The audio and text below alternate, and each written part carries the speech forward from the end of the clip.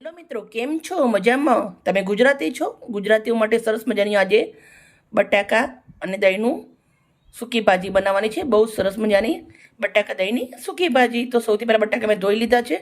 બટાકાને આપણે બાફી લેશું. કુકરના અંદર બટાકા મૂકી દીધા છે.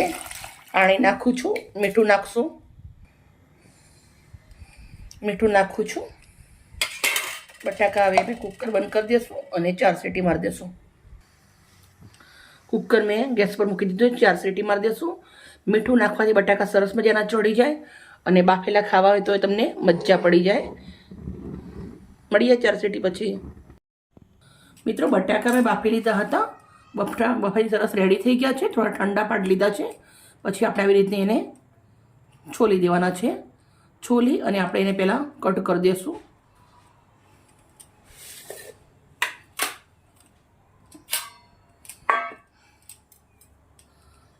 આવી રીતના થોડું આ ગંદુ હોય નીકાળી દેવાનું છે.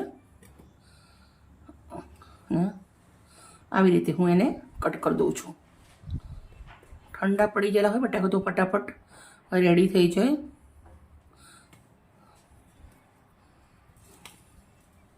બધા જ બટાકા આપણે એવી રીતે કરી દઈશું. બટાકા રેડી છે. મેં દહીં લીધું છે. ધાણા જીરું નાખું છું, થોડી હિંગ નાખું છું, કશ્મીરી મરચું નાખું છું, ચમચી અડધી ચમચી હળદર અને અડધી ચમચી મીઠું, અડધી ચમચી તીખું મરચું. હવે આપણે એની પેસ્ટ બનાવી દઈશું.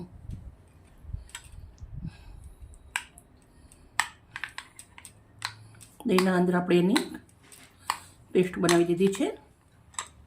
હવે આપણે એને વઘારી દઈશું. કઢાઈ મૂકી છે. કઢાઈના અંદર આપણે 1 ચમચો તેલ ગરમ મૂક્યું છે. થોડું કેવું સરસ મજાનું દેશી માખણ નાખું છું. એનાથી ટેસ્ટ બહુ જ સરસ આવે. તમે ઘી પણ નાખી શકો છો. માખણ અને તેલ ગરમ થઈ ગયું છે. અંદર રાઈ અને જીરું નાખું છું. થોડું સૂકા મરચાં 2.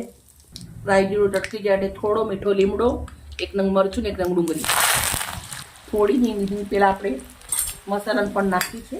તેથી નાખીએ છીએ. ડુંગળીને આપણે મસ્ત લાલ કરી દેવાની છે.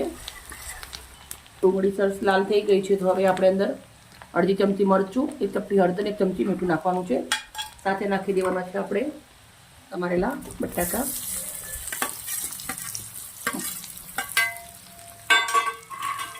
મિક્સ કરી દઈશું. ગેસનો તાપ ધીમો કરી દેવાનો છે.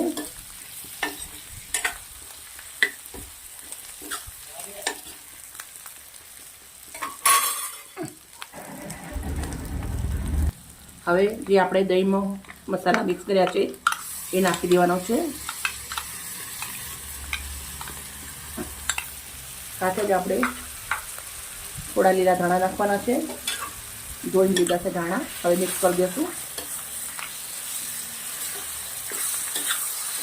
મિત્રો, બટાકાનું શાક તમે ખાતા હશો, પણ એકવાર તમે આવી રીતે બનાવીને ખાશો તમને ખરેખર બહુ જ મજા આવશે. એકદમ ટેસ્ટી લાગે છે ખાવામાં.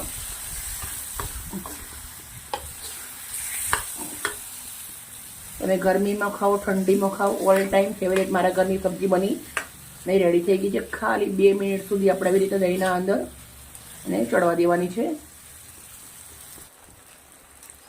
બહુ સરસ મજાનું આપણું શાક બની રેડી થઈ ગયું છે. હવે આપણે શાક રેડી થઈ ગયું છે. મેં લીધું છે 1 બાઉલ. બાઉલના અંદર આપણે શાક નીકાળી દઈશું. મિત્રો, રિક્વેસ્ટ કરું છું, આ એકવાર જરૂરથી બનાવજો. બહુ જ ફાઇન બને છે. મને તો બહુ સરસ લાગે છે. મારા પરિવારને પણ બહુ જ સરસ લાગે છે. અને એકવાર તમે બનાવશો તમારા પરિવારને પણ મજા આવી જશે. શાક આપણે સરસ રેડી છે. થોડા કેવા લીલા ધાણાના પાન નાખી દઉં છું. દહીં બટાકાનું શાક અમારું સારું લાગ્યું તો પ્લીઝ અમને લાઈક કરજો. Okay, bye. કાલે મળીશું નવી રેસીપીમાં.